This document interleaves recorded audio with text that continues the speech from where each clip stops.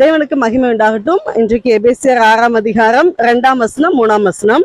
உனக்கு நன்மை உண்டாயிருப்பதற்கும் பூமியிலே உன் வாழ்நாள் நீடித்திருப்பதற்கும் உன் தகப்பனையும் உன் தாயையும் கனம் பண்ணுவாயாக என்பதே வாக்குத்தத்தமுள்ள முதலாம் கற்பனையா இருக்கிறது. நமக்கு நன்மை உண்டாகணும் அப்படின்னு சொல்லி நம்ம எல்லாருமே ஆசைப்படுவோம். அதுல நமக்கு நன்மை கிடைக்கணும் அப்படின்னு சொன்னா நம்ம என்ன செய்யணுமா, நம்முடைய தகப்பனையும் நம்ம தாயையும் கனம் பண்ணணும் அப்படின்னு சொல்லி வசனத்துல போடப்பட்டிருக்கு. அது மட்டும் இல்ல, பூமியில நம்ம வாழ்நாள் நீடித்து இருக்கணும், நம்ம ரொம்ப வருஷமா உயிரோட வாழணும் அப்படின்னு சொன்னா நம்ம தகப்பன் தாயையும் கனம் பண்ணணும் அப்படின்னு சொல்லி வேதத்துல போடப்பட்டிருக்கு. நம்ம சாக்கு சொல்லவே முடியாது. இந்த பூமியில என்னோட அம்மா அப்பாவை கவனிக்க முடியாததற்கு என்கிட்ட பணம் இல்லை, பொருள் இல்லை, அல்லது சரியான வசதி இல்லை, எதுவுமே நம்ம சொல்ல முடியாது. அவங்க சரீர சுகம் பலன் எல்லாம் நமக்காக கொடுத்து நம்மளை வளர்த்துருக்காங்க.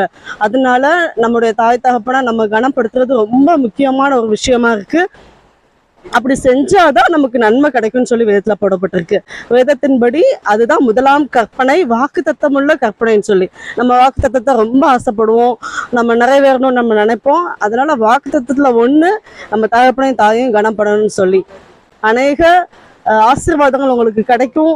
நீங்க இந்த கற்பனைக்கு கீழ்ப்படிந்து பாருங்க, உங்களுக்கு வாழ்நாள் இந்த பூமியில ரொம்ப நீடித்து இருக்கும். ஹல்லேலூயா. ஆண்டவருடைய நாமம் மகிமைப்படுவதாக. ஆமென்.